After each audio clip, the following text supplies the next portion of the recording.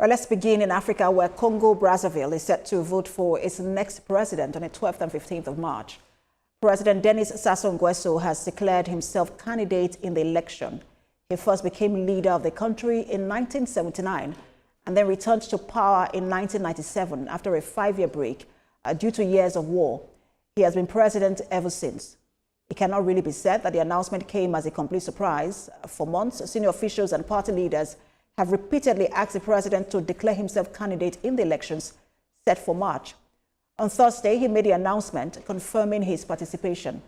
The 82-year-old president organized a modification of the constitution in 2015, leaving many saying he had a hidden motive to make himself eligible for more than 2 terms as president of the Republic of Congo. Now, for more on this development, the publisher Inside Watch Africa, Oluwaseyi Adeyemo, joins me here in Lagos. He joins me virtually. Good to have you join us, Mr. Adeyemo. Thank you. Thank you so much for having me, Precious. It's good to see you.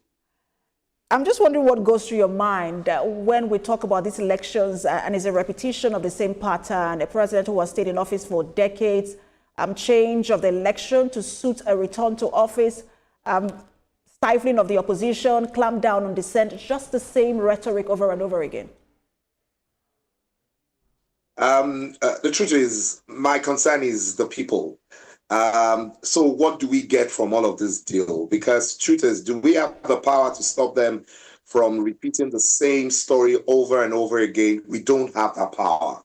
What we can only hope for is that whatever deal we're able to get out of them, they're able to deliver on their promises and able to do their job by ensuring that we have a good life. And I'm speaking directly to the economy, how the economy is managed, and they're able to save our lives and property. Because the truth is, across Africa, and if you ask me sometimes when I think of it, the whole world. I mean, we know that President Biden was very old while he was in office, and he took a lot of pressure from everybody before he was able to, think of stepping down. Because I just feel that whenever they're in office, something tells them that they're the only ones that can do it. And that's why, we have what we have. And that's why my concern really is whoever is there, are they able to deliver on the good economy and be able to protect our life and property? And how would you rate President N'Guesso's almost 4 decades, if not more now, in office? Has he done well to deserve a return to office? No, clearly. I mean, the truth of the matter, he has not done well at all. You see, the truth is, it's unfortunate because for me, I believe that at 82, if you have done something over and over, and as long as he has done it,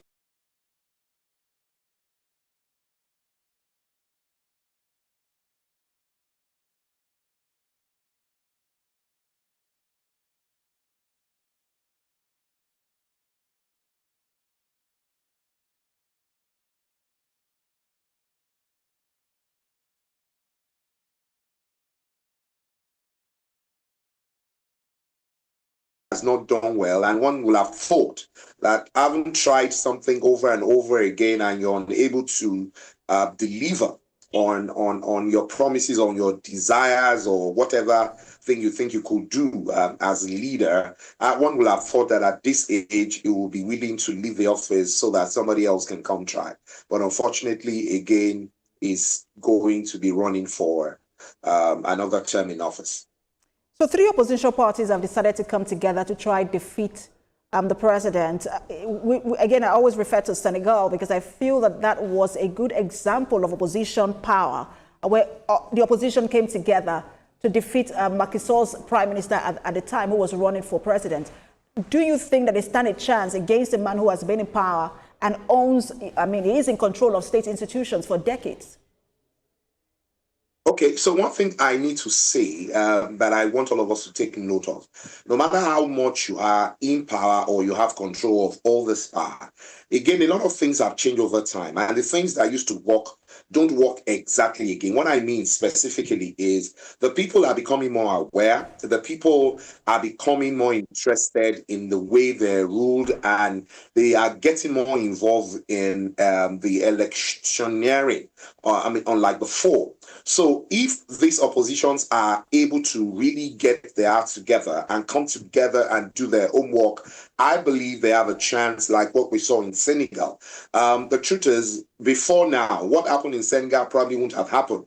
The belief and the narrative is that whenever you have an incumbent, it is difficult to get them out of office. But like I said, the people all over the world, in Africa inclusive, are becoming more aware, they're becoming more involved in the way they're ruled. It might not be at the pace or at the speed we wanted, but obviously things are changing. Things are not the way they were before. And so the things that would ordinarily fly before or work before is not likely to work as it would usually work. And that, for me, is a hope I have, that if this opposition truly are able to come together sincerely and do their work unfortunately, the time is very short, but I hope that they're able to do whatever they can do in the short time that they have. But Mr. Adeyemo, are we really becoming more involved in the electioneering process? Because I would have thought that beyond just, the ballot, that the first place to show that one is involved is at the point where the constitution is being changed to suit the person who is in office,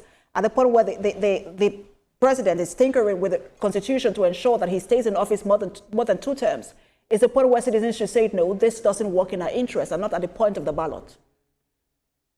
No, okay, so again, at that point, you cannot do anything because of all the paraphernalia of office and the structure that needs to do that, that it needs to do that is in their hands. And so no matter what you do as a people, they will still tilt and tinker with the constitution as they would or want.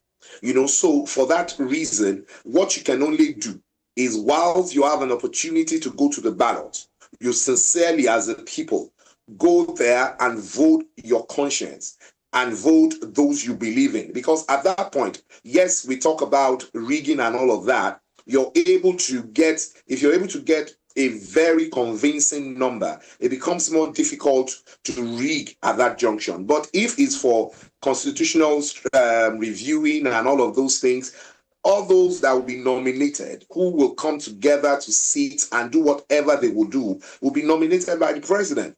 And so at that junction, you really can't do anything. No matter how much you shout, those who will eventually take the decision on the restructuring and all, would be people that the president himself nominated. And you can, your guess is as good as mine. Whoever plays the piper dictates the tone. And I want to circle back to something you said earlier about, people would not care, especially if you're providing the dividends of democracy, especially in terms of the economy. And I'm wondering which is more important in this point of our history as a continent. Should it be democracy or should it be good governance? Okay, you would only be able to talk democracy when you are alive. And good governance, I must remind you, touches on our life. So if you're unable to give good governance, people will be killed. Security, there will be security of life and property, and there will be people to say, oh, we want democracy, we want it in this way, and all of that. For me, if you're going to put the two, the first will be good governance. Let the people be safe, let there be wealth, let there be prosperity, let the people be well. It is when they are well that you can then, and that's why I've said this before on your program. If you go to Rwanda right now, no matter what else the rest of the world is saying, President Kagame is obviously doing something because the people, Rwandese, truly love him, want him, and you're not likely to be popular if you go there and say that you don't want him again in government. Because, like I said, he's obviously doing something right.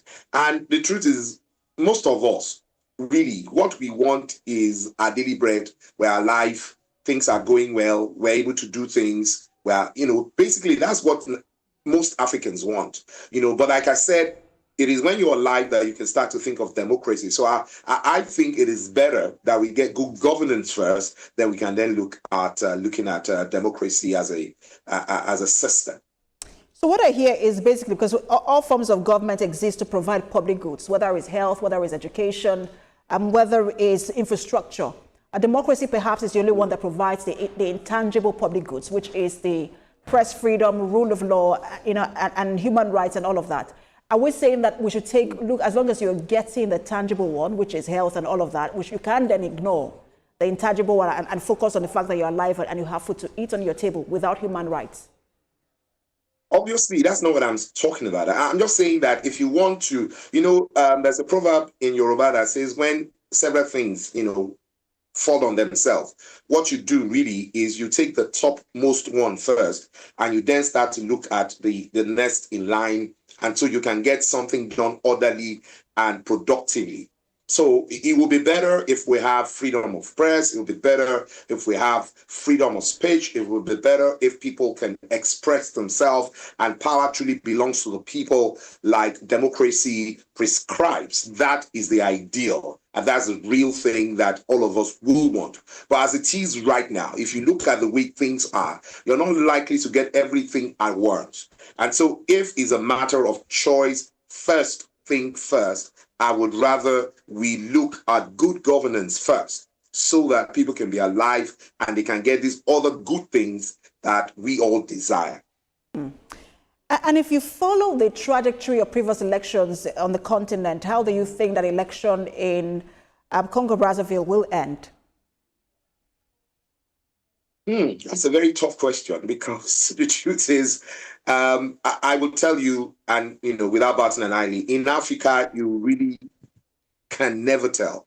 The days of being able to prescribe and be able to guess, objectively and structurally is completely gone, because there are a whole lot of things that come up, to play in the way we do things in Africa. And again, if you ask me, in the rest of the world, because some of the things that is happening all over the world in recent times, in my own opinion, have baffled me, and they are things that have, sort of surprised the way we had looked at things in the past, when we say, oh, because this happened, this is likely to happen. All of that seems to be going, out of the windows right now. So I would just say, me as a person, I just want to wait and look and see how this will pan out. But my advice to the opposition is let them truly be serious, let them truly trust themselves, because most of the time they say they want to come together as a coalition. Most often it's about one person or the other, and they're really not serious about really coming together to do what they want to do. Absolutely. That last point is very, very key. Thank you so much for your time as always and your brilliant analysis. Publisher Inside Watch Africa, Shea Adeyemo.